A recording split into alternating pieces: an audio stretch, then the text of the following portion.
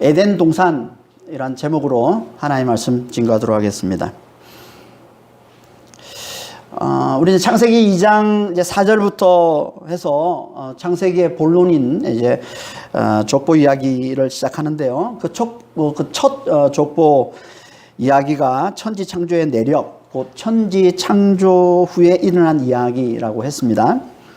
그 이야기의 핵심 중에 하나가 이제 하나님의 안식처를 이 땅에 세우는 것인데, 그러려면 하나님을 도와서 땅을 경작할 사람이 반드시 있어야 하기에 그걸 강조하기 위해 먼저 앞에 4절에서 7절까지 사람이 있기 전 경작할 땅의 황무함과 사람의 창조에 대해서 자세히 말씀해 주고 있다고 했습니다.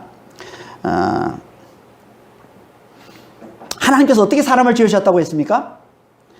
흙의 먼지로 지으시고 하나님의 생기를 그 코에 불어넣어서 사는 존재, 곧 영적 존재로 지으셨다라고 했습니다. 이게 다른 피조물들과는 완전히 다른 하나님의 형상으로서의 사람의 특성, 독특한 특성이라고 했습니다. 왜 하나님께서 사람만 이렇게 독특한 존재로 지었었습니까? 그건 하나님과의 친밀한 사귐을 위해서 그러신 거라고 했죠. 하나님과의 친밀한 사귐. 그래서 하나님께서 하나님의 안식처를 세우시고는 그곳에 그 사람을 두었다라고 말씀하고 있는 거예요. 그게 이제 오늘부터 우리가 살펴보게 될 에덴 동산 이야기인 겁니다. 8절 한번 보겠습니다. 여호와 하나님이 동방의 에덴의 동산을 창설하시고 그 지으신 사람을 거기 두시니라. 동방은 이스라엘에서의 동쪽을 말하는 겁니다. 이스라엘의 동쪽.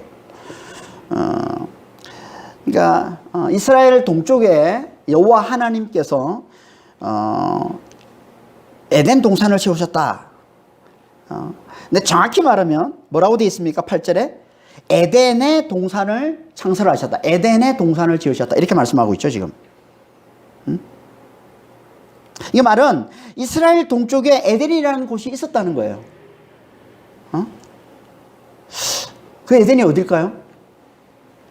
많은 신학자들이 오랫동안 에덴을 찾아다녔습니다. 하지만 찾지를 못했어요.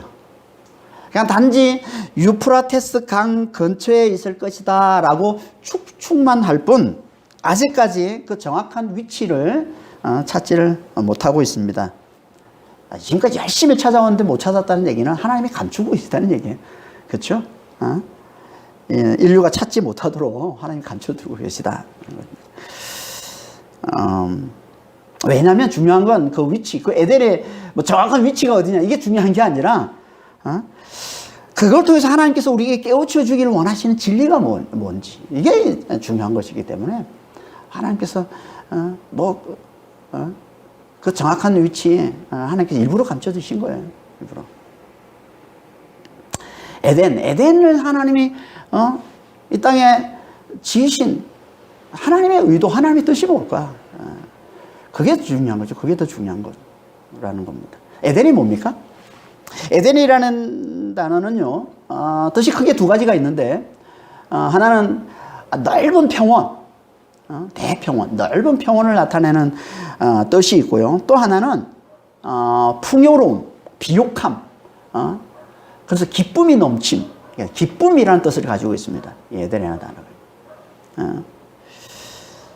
그러니까 에덴은 이런 거예요. 땅이 비옥해서 모든 것이 풍요로운 곳, 그래서 기쁨이 넘치는 곳.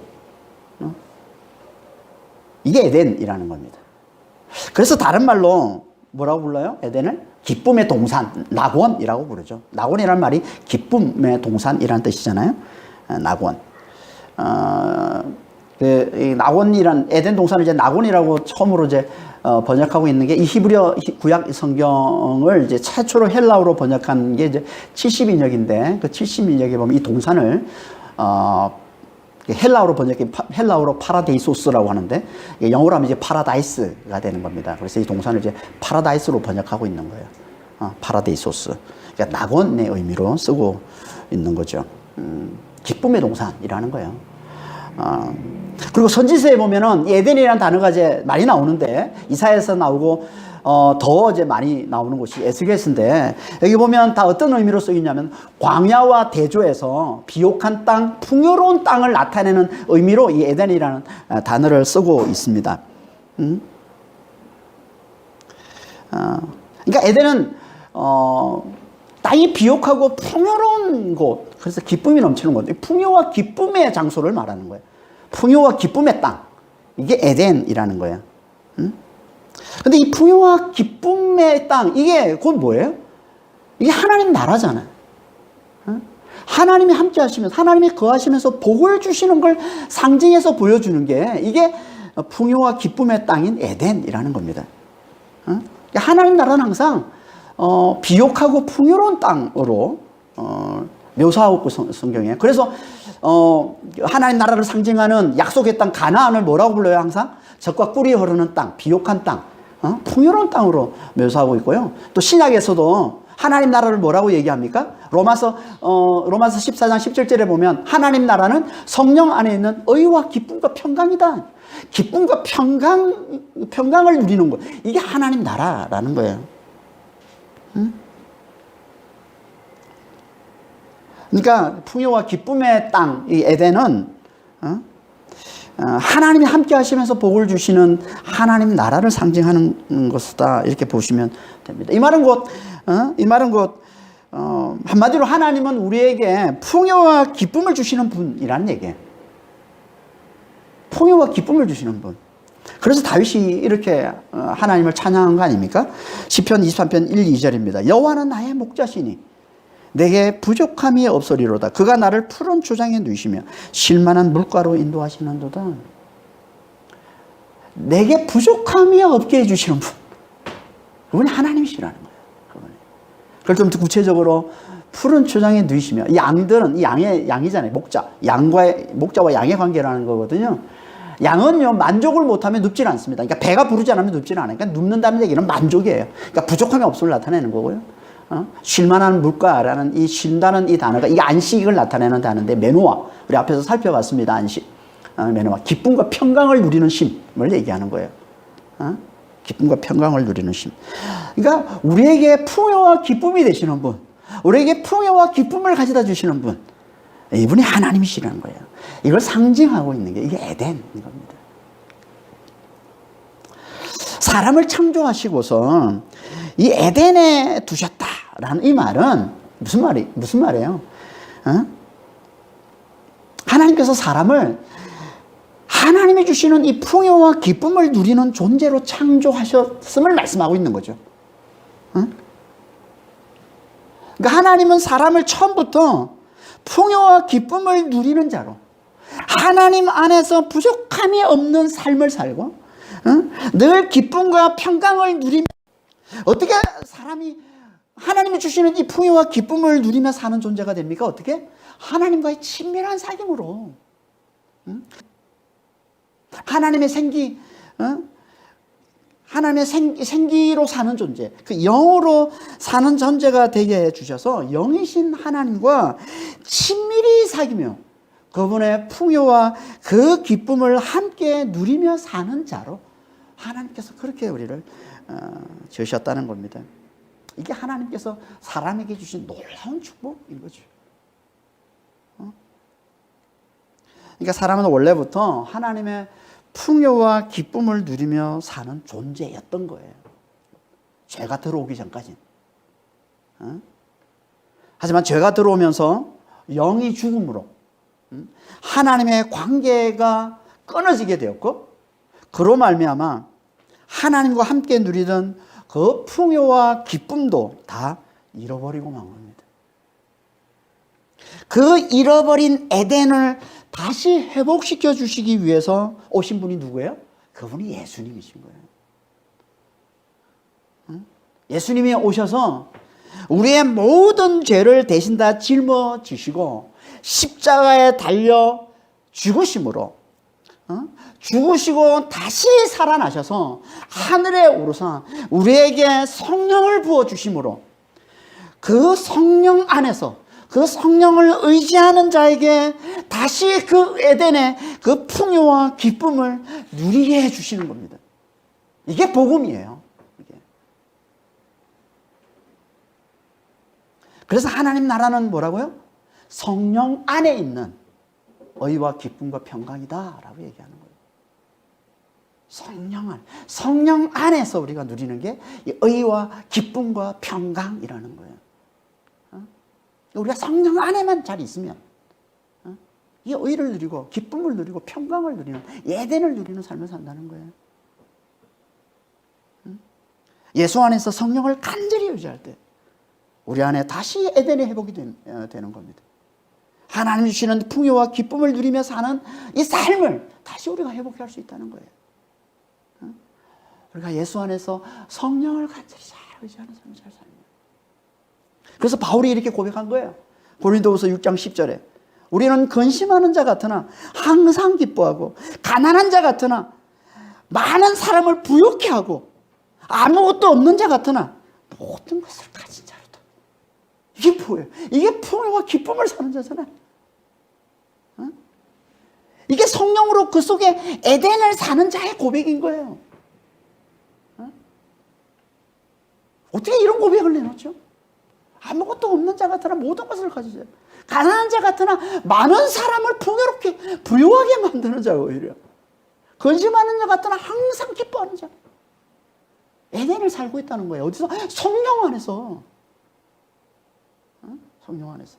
그러니까 우리가 정말 예수 안에서 성령을 간절히 의지하는 게 너무너무 중요한 거죠. 성령 안에서 하나님이 에덴을 담아서 우리에게 주신 거라니까요. 에덴의 이 복을, 이 풍요의 복을, 이 기쁨의 이 복을. 그러니까 우리가 정말 성령을 잘 의지해서 이 에덴의 이 복을 잘 누리며 사는 자들이 다 되시길 바랍니다. 그러면 하나님의 창조주 되심을 잘 알아보고 그분이 있게 하신 그곳에서 그분께 집중하는, 그분과 친밀하게 사귀면서 그분을 잘 섬기는 삶을 잘 살아야 되는 겁니다. 그래서 하나님께서 에덴에 울타리를 치셨다라고 말씀하고 있는 거예요. 에덴에 동산을 세우셨다, 동산을 창설하셨다라고 말씀하고 있는데 우리 번역은 정확히 번역하면요, 에덴에 울타리를 치셨다라는 말이에요. 이 말은 여기 동산이라는 이 단어가 히브리어로 간인데, 간, 울타리를 치다, 울타리라는 뜻입니다. 이 단어가 간. 여기서 나온 단어가 이제 파라다이스예요. 그러니까 파라다이스도 원래 어떤 의미냐면, 우리는 낙원이라는 의미로 쓰고 있지만 이게 원래 어떤 의미냐면 둘러싼 공원이라는 뜻입니다. 둘러싼 공원, 둘러싸고 있는, 싸서 만든 것, 이런 뜻이에요. 둘러싸서 만든 것, 이런 말이에요. 그러다 이제 나중에 이 단어만 가지고 에덴 동산, 낙원을 나타내게 된 거죠.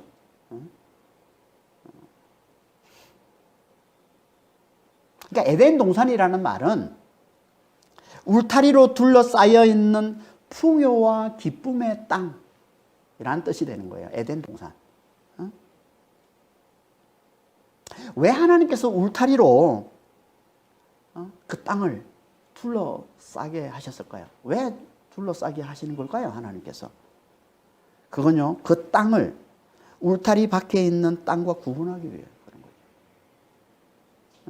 다시 말해서 하나님이 계신 안식처, 곧 성소의 중심과 이 중심이 아닌 곳을 구별하기 위해. 그래서 먼저 그 중심을 잘 섬기도록 하기 위해서, 그 중심에 집중하고, 그래서 그 중심을 잘 섬기도록 하기 위해서, 그 중심을 항상 거룩하게 하고, 그 중심의 거룩함이 깨지지 않도록 하기 위해서. 그래서 우리가 다음 주 살펴보겠지만, 사람을 이 에덴 동산에 두시고는 그 사람에게 맡긴 사명을 뭐라고 말씀하고 있냐면, 그 땅을, 그 동산을 경작하며 지키는 것이다 라고 말씀합니다. 그게 15절 말씀인 거예요. 그 땅을 섬기며 지키는 거예요.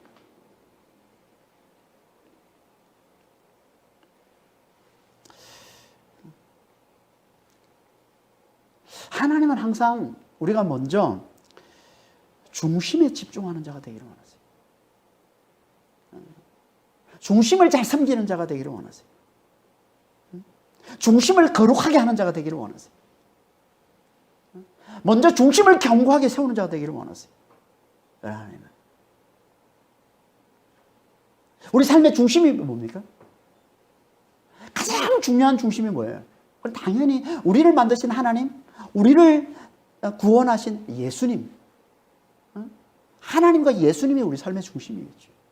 그러니까 하나님을 잘 섬기는 거예요. 예수님을 잘 섬기는 거예요. 여기에 집중하는 거예요. 그분의 은혜를 잘 알아보고, 그분의 사랑을 잘 알아보고, 항상 그분을 잘 높이는 삶을 잘 사는 거예요. 그분을 예배하는 삶을 잘 사는 거예요. 하나님은 우리가 먼저 여기에 집중하기를 원하세요. 이걸 우선하며 살기를 원하시는 거예요. 그리고는 이 하나님의 관계에 영향을 주는 그것에 또 집중하기를 원하시는 거예요. 그게 뭐예요? 그게 가정과 교회인 겁니다. 가정과 교회. 그러니까 하나님은 하나님을 잘 섬기고, 그리고 가정과 교회, 그 하나님과 관계에 영향을 주는 그 가정과 교회에 우선 그게 집중하면서 잘 섬기는 자가 하나님 되기를 원하시는 겁니다. 그래야 우리 삶을 건강케 해주시는 하나님.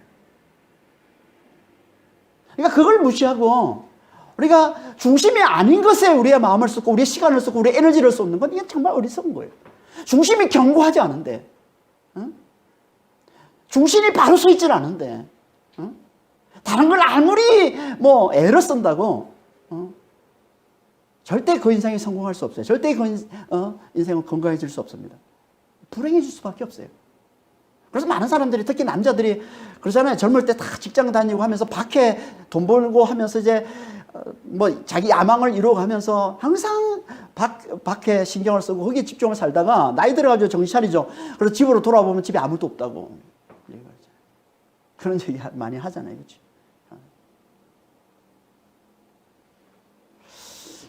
그러니까 참 우리는 중심을 잘 알아보고 우리의 삶의 중심이 뭔지, 누구인지 잘 알아보고 거기에 먼저 집중하고 그걸 먼저 우리가 잘 섬기고 사랑하고 하는 그 삶을 살 때 비로소 우리 삶이 건강한 삶이 되도록 하나님 그렇게 만드셨다는 겁니다. 그러니까 우리는 항상 하나님이 우리 삶에 울타리를 쳐주신 우리 삶의 이 중심, 하나님을 잘 섬기고 가정과 교회를 잘 섬기는 자가 되는 게 맞는 거죠. 예배를 잘 드리고 우리 삶의 중심에 예배를 두고, 그리고 내가 사랑하는 가족들과 그리고 이 교회, 이 기도와 사랑을 잘 흘려주는 삶을 잘 사는 것, 이게 하나님이 기뻐하시는 삶입니다. 왜 하나님께서 우리의 삶의 중심을 두셔서 그 중심을 먼저 잘 섬기는 자가 되게 하셨을까요? 그게 하나님이 기뻐하시는 질서이기 때문에 그러는 거예요. 하나님 질서의 하나님이십니다. 그래서 하나님의 창조가 뭐예요? 혼돈 가운데 질서를 세우는 게 하나님이 창조했잖아요. 그리고 질서가 세워지면 하나님 그 질서 위에 복을 주시잖아요. 이게 하나님의 창조였잖아요. 그런 것처럼 에덴 동산도 하나님께서 울타리를 치셔서 질서를 세우신 거예요. 질서를. 그리고는 그 질서를 잘 지키는, 하나님을 우선, 하나님을 앞세우고 하나님을 우선시하고 하나님을 잘 섬기며 살아가는 모습을 볼 때 하나님께서 어떻게 하신다고요? 그 온 땅에 하나님께서 놀라운 복을 부어 주신다는 겁니다. 이게 하나님이 기뻐하시는 질서요. 그 질서에 부어주신 하나님 놀라운 복이라는 거예요. 그래서 예수님도 이렇게 말씀하시잖아요. 마태복음 6장 33절에 너희는 먼저 그의 나라와 그의 의를 구하라. 그리하면 이 모든 것을 너에게 더해 주시리라. 하나님의 질서예요. 하나님을 우선하면, 하나님을 앞세우면 하나님께서 우리의 삶을, 우리의 모든 삶을 하나님이 축복해 주시겠다는 거예요. 이걸 좀 더 확대해서, 이걸 좀 더 온 땅의 차원으로 확대해서 적용하면 뭐예요? 오늘 본문과 같은 말씀이 되는 거예요. 하나님을 잘 섬길 때 하나님께서 온 땅을 축복해 주신다는 거예요. 그걸 말씀해 주고 있는 게 9절 이하의 말씀입니다. 9절 한번 보겠습니다. 여호와 하나님이 그 땅에서 보기에 아름답고 먹기에 좋은 나무가 나게 하시니 동산 가운데에는 생명나무와 선악을 알게 하는 나무도 있더라.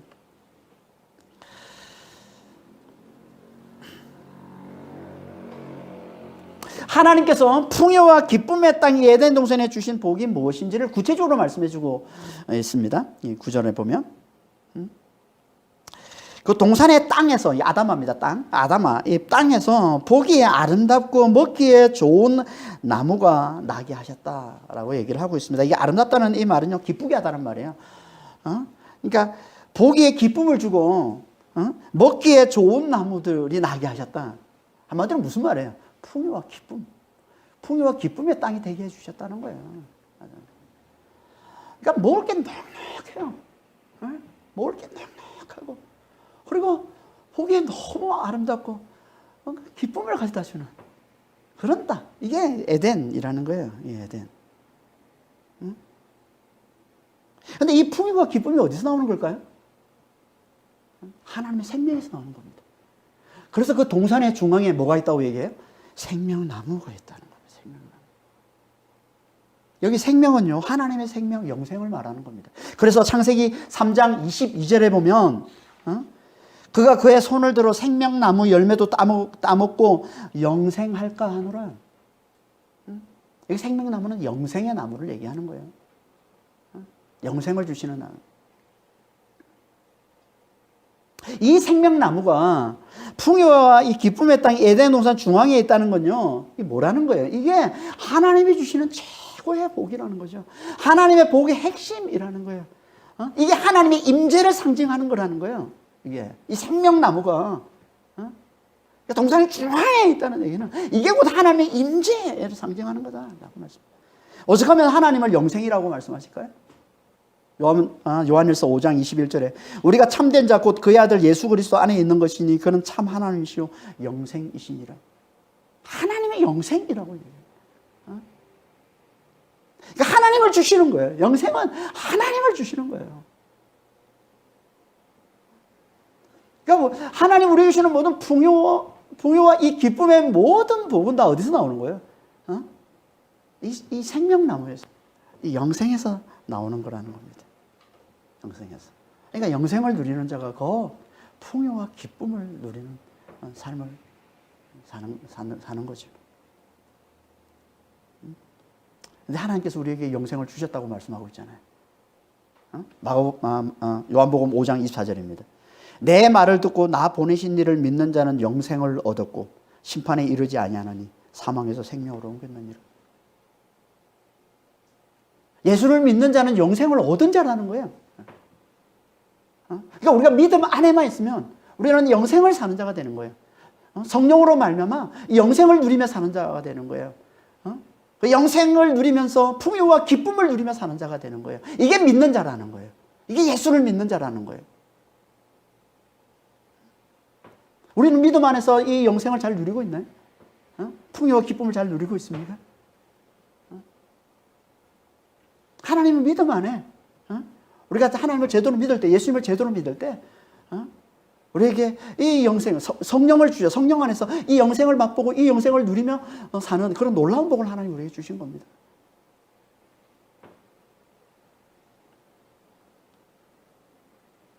그런데 우리가 어떻게 영생을 누리는 자가 됐다고요? 예수를 믿음으로. 그렇죠? 예수를 믿음으로. 믿는 자에게 영생을 주셨다고 했으니까 예수를 믿음으로 영생을 누리는 자가 되는 거죠. 예수를 믿는다는 말을 오늘 본문에서는 뭐라고 표현하고 있냐면 하나님이 주시는 선악의 지식을 잘 받아들이는 것으로 말씀하고 있습니다. 선악의 지식. 드디어 그 탈도 많고 문제가 많은 이 선악과 나무에 대해서 우리가 살펴보게 되는데, 영생과 믿음이 분리가 될 수 없는 것처럼, 그렇잖아요.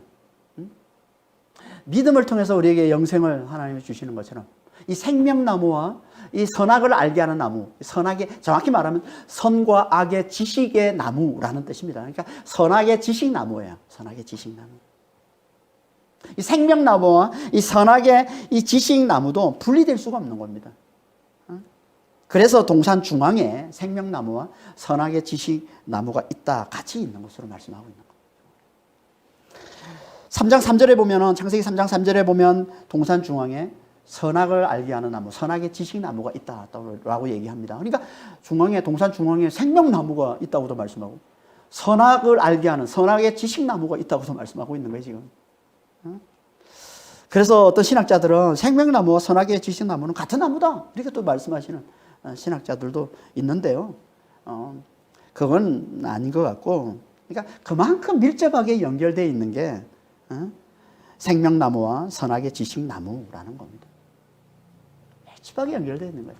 믿음과 영생이 밀접하게 연결되어 있는 것처럼 이게 밀접하게 연결되어 있는 겁니다. 우리는 가끔 그런 생각을 합니다. 왜 하나님께서 쓸데없이 선악의 지식나무를 만드셔서 하와 아담으로 하여금 그걸 따먹고 죄를 범하게 하시고, 그래서 지금까지 온 인류가 이렇게 이 비참한 이 죄 굴레에 빠져서 살게 하시는가? 애초에 이 선악의 지식나무를 안 만드셨으면 우리 인생이 이렇게 고생하지 않아도 되는데, 이런 원망 혹시 우리도 하고 있지는 않습니까, 여러분? 하지만 이는 하나만 알고 둘은 모르는 소리예요. 왜냐하면 선악의 지식나무가 없으면 생명나무도 없기 때문에. 둘은 짝인 겁니다. 둘은 짝인 겁니다. 선악의 지식나무를 통해 생명나무에 이르는 거예요. 문제는 하나님이 주시는 선악의 지식을 받아들이려 하지 않고 내가 그 선악의 주체가 되려고 하는 거예요. 이게 문제인 거예요. 이에 대해서는 다음 주 자세히 살펴볼 겁니다. 이게 아니라면 이 선악의 지식은 우리를 영생에 이르게 해주는 하나님의 놀라운 축복이 되는 거예요.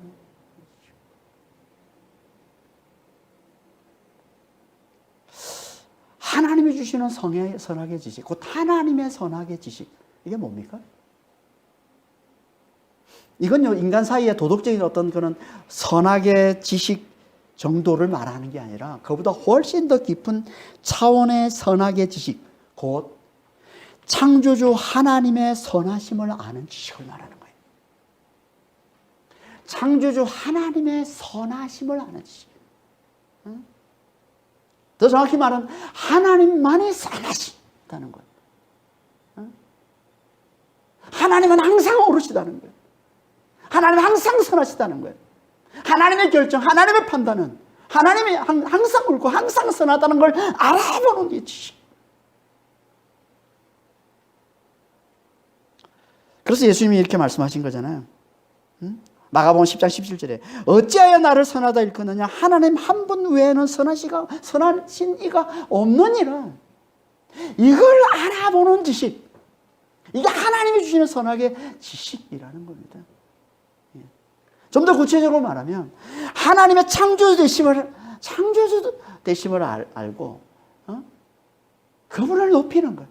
이걸 선함으로 알아보는 거예요. 그리고 그분이 창조하신 모든 피조물들을 기뻐하고 즐거워할 줄 아는 거예요. 이걸 선함으로 알아보는 것. 그렇지 않은 건 창조주, 하나님을 창조주로 알아보지는 못하고 그 하나님을 멸시하는 것, 악으로 알아보고 그분이 주신 모든 피조물들을 무시하고 멸시하는 것, 악으로 알아보는 것. 이게 하나님이 주시는 선악의 지식을 가진 거라는 거예요.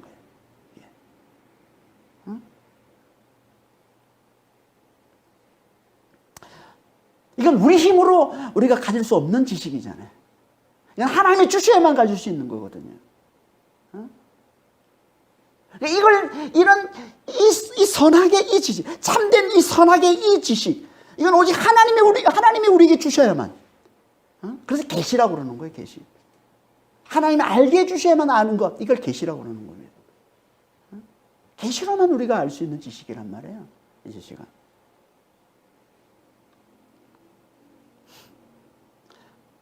그러니까 하나님은 하나님의 형상으로 지음받은 사람, 하나님의 형상으로 지음받은 사람은 당신과 가장 가까운 곳, 당신의 안식처, 이 에덴 동산에 하나님이 두시고서 늘 그 사람과 친밀한 사귐을 통해서 이 지혜, 이 지식을 갖도록 해주신 겁니다. 이게 하나님이 주시는 선악의 지식인 거예요.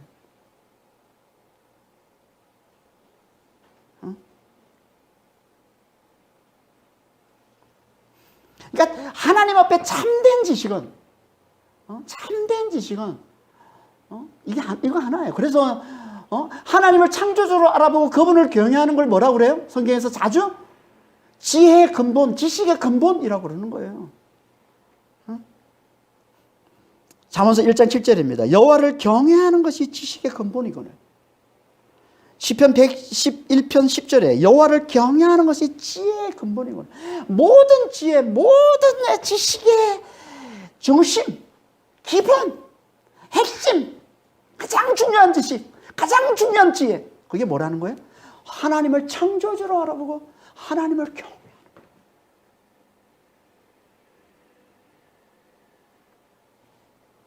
이걸 신약으로 하면 뭐예요? 이걸 예수를 믿는 믿음이라고 하는 겁니다. 예수 안에 부활이 있음을 알고, 예수 안에만 부활이 있음을 알고, 예수님을 경외하면서 그분의 말씀을 잘 듣는, 그분의 말씀에 순종하는 것, 이게 믿음 이거죠. 그러니까 하나님의 선악의 지식이, 하나님이 주시는 이 선악의 지식이 곧 믿음인 것이고, 예수를 믿는 믿음, 예수의 부활을 믿는 믿음인 것이고, 이 믿음이 있는 자에게 하나님이 주시는 놀라운 축복, 이게 뭐라고요? 이게 영생이라는 거예요. 이걸 요한복음 17장 3절에서 한마디로 이렇게 압축해서 말씀하고 있는 거예요. 영생은 유일하신 참 하나님과 그가 보내신 자 예수 그리스도를 아는 것이다 라고 말씀하고, 하나님의 창조주 되심과 예수의 부활을 잘 아는 것, 이게 뭐라고? 이게 영생이라는 겁니다.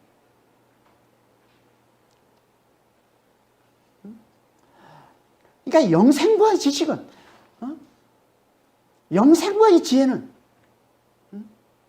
하나님과 친밀한 사귐으로 하나님이 주시는 이 선악의 지식, 이 참된 지식, 이거는 분리될 수가 없는 거예요. 밀집한 거예요. 직결되는 겁니다. 그러니까 우리는 하나님과의 잘 사귐, 하나님과 잘 사귐으로 하나님의 창조 되심을 잘 깨달아 늘 그분을 경외하는 이 지혜로운 자, 이게 진짜 지혜로운 자, 진짜 지혜로운 자가 되어서 그분이 주시는 놀라운 복, 이 영생의 이 풍요와 이 기쁨을 누리며 사는 자가 되기를 우리 하나님께서 간절히 원하시는 거예요.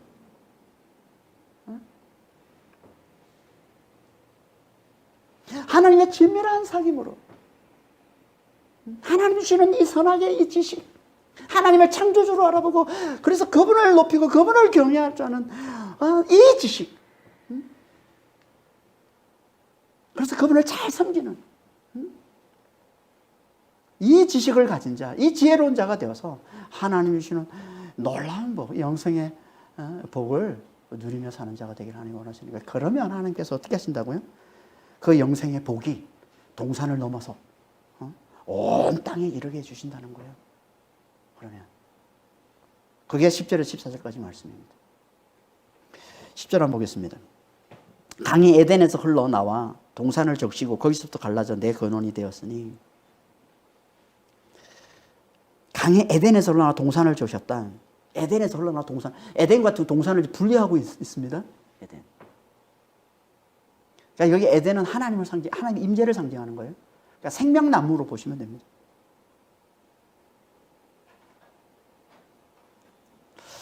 에덴에서 강이 흘러나와서 동산을 적셔요.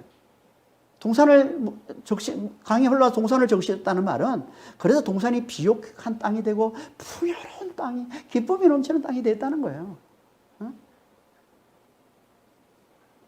그러면 또 어떻게 된다고요? 거기서 멈추지 않고, 강이 거기서 거치지 않고 거기서부터 갈라져서 내 근원, 내 강의 근원이 되었다라고 말씀을 하고 있어요. 이 근원은 머리를 얘기하는 겁니다. 머리. 그러니까 동산이 머리가 되어서 거기서 또 내 강으로 갈라졌다는 겁니다. 그리고 그 내 강이 이제 뭔지를 11절부터 14절까지 말씀하고 있는 거죠. 첫째는 비손강, 둘째는 기혼강, 셋째는 히데겔강, 넷째는 유브라데 강이라고 얘기를 하고 있습니다. 유브라데는 이스라엘 동쪽의 가장 큰 강, 유프라테스 강을 얘기하는 거예요. 그리고 셋째 강인 이 히데겔은 유프라테스 강 바로 위에 있는 티그리스 강을 얘기하는 겁니다. 티그리스 강. 그러니까 이 셋째 강과 넷째 강은 정확히 알아요. 정확히 아는데, 문제는 이 첫째 강, 둘째 강, 이 비손과 기온, 이게 정확하지 않다는 거예요. 그래서 신학자들마다 의견이 분분합니다. 비손과 이 기온강이 대체 어디냐. 뭐 어떤 신학자들은 메소포타미아, 그 유프라테스 강, 티그리스 강이 있는 그 지역이다. 메소포타미아 지방이라고 그러는데, 거기에 있는 두 강, 원래 있었던 강인데 사라졌다. 사라진 두 강이다. 라고 얘기하는 신학자들도 있고, 아니다. 아라비아 반도에, 여기 하윌라, 비손 강이 이제 하윌라를 둘러서 흐른다고 그러잖아요. 하윌라라는 땅이 아라비아 반도에 있거든요. 실제로 하윌라라는 곳이. 또 거기에 검이 많아요. 검이 상당히 많은, 금산지라고 그러나? 검이 많이 나는 곳. 그래서 거기일 것이다. 그래서 거기를 둘러서 가는, 이제 강은 아니고 거기 둘러가는 게 홍해거든, 홍해. 홍해가 그걸 둘러서 가요. 그래서 홍해가 옛날에는 비손강이었을 거다. 이렇게 추정하는 신학자들도 있고. 그리고 구스, 이 기온강은 구스를 둘러 흐른다고 그러는데, 이 구스는 이디오피아를 구스라고 했습니다, 옛날에는. 그러니까 이건 이디오피아일 것이다. 그러니까 이디오피아를 둘러서 흐르는 강이 나일강이잖아요. 그래서 여기서 말하는 이 기온강은 나일강일 것이다. 라고 또, 추측하는 그런 신학자들도 있고. 그러니까 정확하지는 않습니다. 그러니까 몰라요. 몰라요. 첫째 강, 둘째 강, 이 비손강과 이 기온강이 어딘지를 몰라요. 그래서 에덴의 위치도 정확히 모르는 거예요. 에덴의 위치도. 중요한 건 정확한 위치가 아니라고 그랬죠. 그래서 하나님이 감춰주신 거예요. 이거 찾아다니려고 애쓰지 마라. 이거 중요한 게 아니다. 하나님이 감춰주신 거예요. 왜? 하나님이 우리가 막 이거 찾아다니고 하면 그럼 여기가 마치 천국이냐. 그걸 마치 우상시 하는 거죠. 우상시. 하나님은 그래서 감춰버리신 거예요. 중요한 건 그게 아니라 그걸 통해 우리에게 하나님 깨우치시는 진리라는 거예요. 여기 네 강이 나오는데요. 이 사는요, 성경에서 사라는, 그러니까 성경의 숫자는 항상 상징을 나타내는데, 이 사라는 것도 당연히 상징인 겁니다. 사는 뭘 상징하냐면, 사라는 땅의 완전, 땅의 전체를 나타내는 상징이 항상 사는, 동서남북, 이게 사잖아요. 그래서 사라는 숫자를 가지고 땅의 전체를 나타내는 의미로 성경에 자주 쓰고 있습니다. 그러니까 여기 사도 땅의 전체를 나타내는 숫자예요. 그러니까 네 강은 뭘 말하는 겁니까? 물이 온 땅으로 흘러 들어가는 걸 상징해서 말씀하고 있는 거예요. 내강, 이 동산에서 내강으로 나눠졌다라는 말은 이 동산에서 온 땅으로 물이 강이 온 땅으로 흐르게 하셨다라는 것을 말씀해주고 있는 거예요. 에덴에서 흘러나온 그 강이 동산을 다 적시고, 그리고 또 그 강이 온 땅을 다 적시더라는 겁니다. 이게 뭘 말하는 거라고요? 하나님에게서 흘러나오는 그 영생의 복이 동산을 다 적셔서 풍요와 기쁨의 땅이 되게 만들어 주시고, 그걸 넘어서서 온 땅에 또 그 강이, 영생의, 그 생명의 그 강이 흘러가서 온 땅을 치유하고 회복하고 풍요롭게 기쁨이 넘치는 그런 땅으로 만들어 주신다는 겁니다. 여기 동산, 이게 보면 지역이 딱 나눠지자, 세 파트로 나누자. 하나님이 계시고 동산이 있고 그리고 온 땅이 있죠. 이건 성소를 나타내는 그림으로 많이 좀 봅니다. 그래서 성소는 항상 세 파트로 돼 있잖아요. 지성소가 있고 성소가 있고 그 다음에 마당, 뜰이 있습니다. 성전 뜰. 그러니까 에덴은 지성소를 말하는 거죠. 성소는 그 동산은 성소를 말하는 것이고, 그리고 온 땅은 그 성전 마당, 성전 뜰을 나타내는 거다. 그리고 이걸 우리 지금 현재 지금 우리가 살고 있는 이 땅을 비유해서 설명하면 이 에덴은 하나님의 임재, 하나님이고, 이 동산은 뭐겠어요? 교회를 말하는 거예요. 교회를. 그래서 교회는 항상 만물 위에 있다라고 얘기하는 거예요. 만물 위에. 에베소 2장 22절을 보면 교회는 만물 위에 있다라고 얘기하잖아요. 그러니까 이 동산은 교회를 상징하는 거고요. 그리고 온 땅.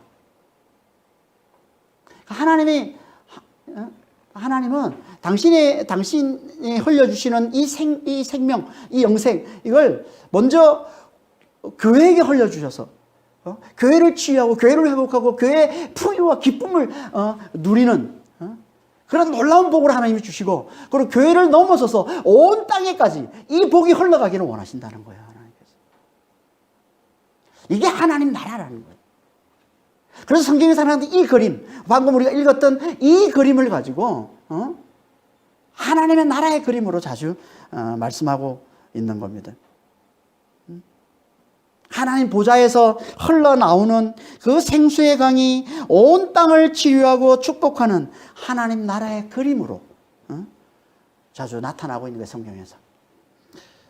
그게 대표적으로 잘 보여주고 있는 말씀이 에스겔 47장에 보면 에스겔 선지자가 이제 환상을 보는데, 장차 하나님 나라가 임하는 것을 환상을 보는데, 그 환상을 어떻게 보냐면 하나님의 성전 문지방 밑에서 물이 흘러나와서 큰 강이 되어 모든 죽어가는 것들을 살리는 모습으로, 살리는 걸 환상으로 보는 거예요. 이게 하나님의 나라다. 이걸 더 정확하게 또 확실하게 보여주고 있는 그림이 뭐냐면 완성된 하나님의 나라 새하늘과 새 땅을 말씀하고 주고 있는 요한계시록 22장 말씀인 거예요.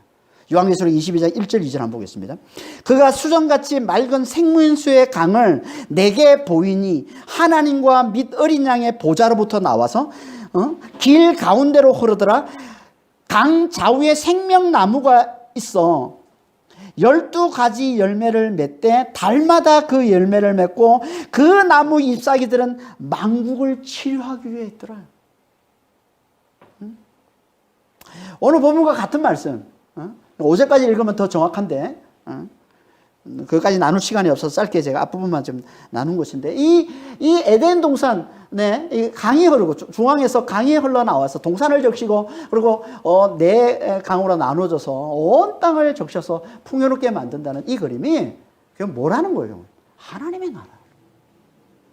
이게 하나님의 나라.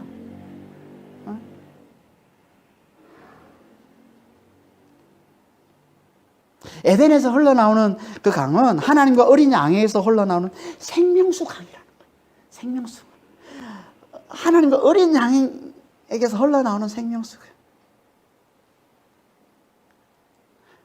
그리고 그 강이 동산을 적시고 교회를 적시고 교회를 풍요롭게 하고 교회의 기쁨이 넘치게 하고, 그걸 넘어서 온 땅에 흘러 온 땅을 치료하고 회복하고 온 땅에 풍요와 기쁨을 가져다 준다는 그 강이. 이게 에돔 동산 이야기요. 이게 에돔 동산의 회복인 새하늘과 새 땅 이야기라는 거예요. 그러니까 에덴 동산은 하나님이 주시는 영생으로, 하나님 주신 영생으로 우리를 치유하고 우리를 회복시켜 주시고 우리에게 풍요를 가져다 주시고 우리를 기쁨을 누리며 살게 해주시는 걸 말씀해 주는 거예요. 이게 에덴 동산이에요. 하나님이 주시는 그 생명의 그 강, 하나님이 주시는 그 영생이 우리를 치유하고 우리를 회복시켜 우리에게 풍요와 우리의 기쁨을 가져다 주는 이야기. 이게 에덴 동산 이야기예요. 그러니까 우리는 하나님이 흘려주시는 이 생수의 강, 이 생명수의 강, 이 영생을 잘 들이마시면 되는 거예요.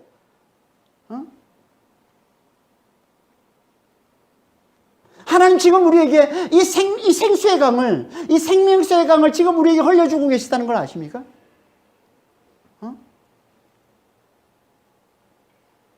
지금 하나님께서 우리에게 이 생명수의 강을 흘려주시면서 우리를 치유하시고 우리를 회복시켜 주시고 우리의 삶 가운데 풍요를 누리며 기쁨을 누리며 살게 해주고 계시다는 걸 아십니까? 지금 하나님께서 어디서? 성령 안에서. 그래서 생명수의 강을 성령이라고 얘기하는 거예요. 요한복음 7장 38절 39절입니다. 나를 믿는 자는 성경에 이런 것 같이 그 배에서 생수의 강이 흘러나오리라 하시니 이는 그를 믿는 자들이 받을 성령을 가리켜 말씀하신 것이라. 여러분, 성령을 받은 자들은 다 그 안에 생수의 강이 흐른다는 거예요. 생수의 강이. 생명수의 강이 흐른다는 거예요. 영생을 누리며 사는 자라는 거예요. 예수를 믿는 자들은 다 성령을 받아서 성령 안에서 이 생수의 강이 흐르는 성령 안에서 이 영생을 받아 누리는 삶을 사는 거예요. 이 영생을 받아 누리면서 풍요를 누리고 기쁨을 누리며 산다는 거예요. 치유와 회복을 누리며 산다는 거예요. 우리가 세상에서 어떤 어려움을 당해도, 세상에서 어떤 환난을 당하고 어떤 고난을 우리가 겪는다 할지라도 우리가 성령 안에서 얼마든지 그 치유를 누리고 회복을 누리고 풍요를 누리고 기쁨을 누리며 삶을 산다는 거예요. 이게 성령을 주신, 하나님께서 우리에게 성령을 주신 놀라운 복이라는 겁니다. 이게 하나님께서 우리에게 성령 안에서 에덴을 살게 해주시는 복이라는 거예요. 이게 하나님께서 우리 안에 성령을 주셔서 풍요와 기쁨의 땅을 살게 해주시는 복이라는 겁니다. 하나님은 성령을 주시면서 그 성령 안에서 에덴을 살게 해주신 거예요. 우리에게 이 놀라운 복을 하나님 우리에게 주셨단 말이에요. 성령 안에서. 그러니까 우리가 성령을 의지하는 게 얼마나 중요합니까? 성령을 알고 성령을 간절히 의지하며 사는 게 얼마나 중요한지 몰라요. 이게 생수의 강이라고 그러잖아요. 이게 생명수의 강이라고 그러잖아요. 우리에게 늘 우리 안에서 영생이 흐르도록하는 강이라고 그러잖아요. 그래서 우리에게 어떤 상황에서도 어떤 상처도 어떤 아픔도 어떤 고통이랄지라도 능히 치유해내고 회복시켜내고 풍요를 누리게 해주시고 기쁨을 누리게 해주시는 강이라고 그러잖아요. 성령을.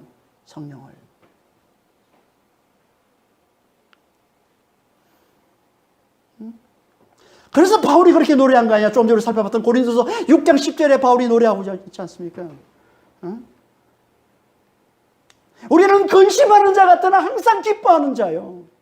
가난한 자 같으나 모든 사람을, 많은 사람을 부유케 하는 자요.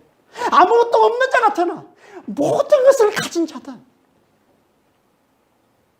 성령 안에서 이 에덴을 맛보고 누리며 사는 자들, 이 에덴을 회복된 삶을 사는 자들, 치유와 회복을 경험하고 풍요와 기쁨을 누리며 사는 자들이 내놓는 고백인 거예요. 놀라운 하나님의 축복, 놀라운 하나님의 복이 이 성령 안에서 하나님의 선물, 하나님이 가장 좋은 걸 우리에게 주셨는데 그걸 성령이라고 말씀하셨는데 그 성령 안에서 하나님 우리가 다 이 복을 누리며 이 능력을 누리며 살리는 자가 되기를 원하신다는 겁니다. 그럼 우리가 어떻게 된다고요? 예수를 잘 믿어야 되는 거죠. 예수를 잘 믿어야죠. 예수의 부활을 잘 믿어야죠.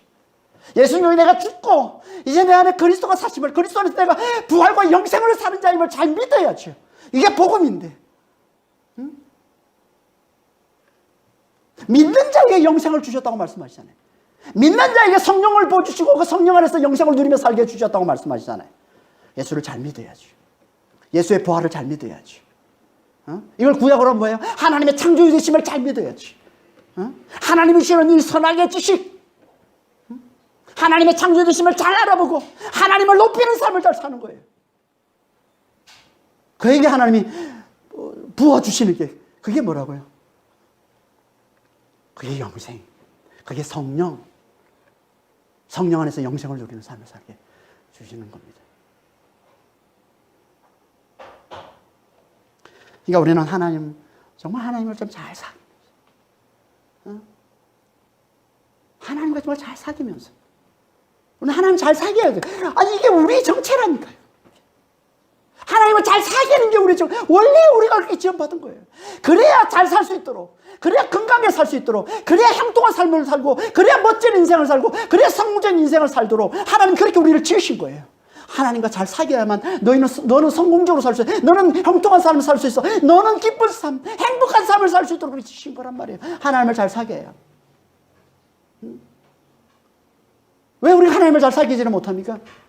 왜? 우리는 하나님 없이도 잘 살 수 있다고 생각하니까 잘 사귀지는 못하는 거예요. 하나님과. 다시 말해서 우리가 흙의 먼지에서 지음받은 존재라는 걸 모르기 때문에. 그래서 하나님이 그걸 강조하시잖아요. 너는 먼지야, 너는 흙이야, 나 없이는 살 수 없는 존재야. 강조해서 말씀하시는 거예요. 너는 하나님을 의지하지 않으면, 창조주의 나를 의지하지 않으면 너는 살 수 없는 존재야 라고 강조하고 말씀하고 있는 게 흙의 먼지. 넌 아무것도 아닌 존재인 거야. 나를 의지할 때, 나를 찾을 때, 나를 붙들 때, 나와 함께할 때, 나를 사귈 때, 나와 친밀한 교제를 나눌 때, 그때 비로소 너는 진정한 사람이 되는 거야. 진정한 보물이 되는 거야. 보배가 되는 거야. 그걸 말씀하고 있는 거잖아요. 정말 우리는 하나님을 잘 사귀어야 됩니다. 하나님과 사귀면서 하나님 우리에게 주시는 이 지식을 우리가 좀 잘 듣고 잘 받아들이고 잘 깨달아서 하나님의 창조주 되심을 잘 알아보고 그분을 높이는 삶, 그분을 경외하는 삶, 그분을 앞세우는 삶을 우리가 잘 살아갈 때 하나님께서 우리에게 성령을 부어주셔서 그 성령 안에서 영생을 누리는 삶을 살게 해주시는 거예요. 에덴을 살게 해주시는 거예요. 치유와 회복을 누리는 삶을 살게 해주시는 거예요. 풍요와 기쁨을 누리는 삶을 살게 해주시는 거예요. 우리는 하나님 없이는 살 수 없는 점을 잘 깨닫고, 애노심을 잘 깨닫고, 흙의 먼지임을 좀 잘 깨닫고, 늘 하나님을 가까이 하는, 늘 하나님과 친밀한 사귐을 가지는, 늘 하나님을 찾는, 늘 하나님을 붙드는, 늘 하나님을 의지하는 그런 믿음의 사람이 되셔서 하나님을 잘 붙드는, 하나님을 잘 의지하는 믿음의 사람이 되셔서 그 위에 하나님 부으시는 놀라운 복, 성령을 잘 부원받아서 에덴을 사시는 그 성령의 능력으로, 우리의 생수의 강이 되시는 그 성령의 능력으로 치유와 회복과 풍요와 기쁨을 누리며 사는 그런 하나님의 백성들이 다 되시길 예수님으로 축원합니다. 기도하겠습니다. 하나님 아버지, 성령을 부어주셔서 주님, 우리 안에 생수의 강이 흐르게 해주시니 너무나 감사합니다. 주님. 성령 안에서 이 영생의 이 치유와 이 회복과 이 풍요와 이 기쁨의 이 에덴을 누리며 살게 해주신 주님 감사합니다. 하나님께서 이렇게 놀라운 아버지 복을, 놀라운 선물을, 놀라운 능력을 우리에게 주셨지만 아버지요, 정말 우리의 믿음이 연약해서 주님 그걸 제대로 알아보지는 못하고 성령을 제대로 의지하지 않으므로 아버지 하나님, 정말 우리 삶 가운데 에덴을 경험할 때가 너무나 약합니다. 너무나 부족합니다. 주님, 정말 다시 한번 주님, 정말 저희들 믿음에 바로 설 수 있도록 주님 도와주시옵소서. 정말 예수를 잘 믿는 자가 되게 하여 주시옵소서. 예수의 십자가 부활의 이 복음을 잘 믿는 자가 되게 하여 주시옵소서. 하나님의 창조주 되심을 좀 잘 믿는 자가 되게 하여 주시옵소서. 그래서 정말 하나님을 경외하는 자, 예수님을 경외하는 자, 그래서 정말 하나님을 잘 높이는 자가 되게 하셔서 아버지 그에게 부어주시는 아버지와 이 놀라운 하나님의 축복, 이 성령 안에서 주님 정말 에덴을 사는, 에덴의 놀라운 이 복을 누리며 사는, 치유와 회복의 복을 누리게 하시고 풍요와 이 기쁨의 복을 누리며 사는 자가 될 수 있도록 아버지 하나님 저들을 축복해 주시고 주님 인도하여 주시옵소서. 주님 감사합니다. 주님 찬양합니다. 우리에게 계신 이 놀라운 선물, 놀라운 축복을 절대 놓치지 않게 하시고 아버지 하나님 꼭 붙들고 날마다 아버지 하나님 이 복을 의지하며 살 수 있도록, 이 생수의 강 성령을 의지하며 살 수 있도록 저희를 축복하여 주시옵소서. 감사하며 우리 주 예수 그리스도로 기도합니다. 아멘.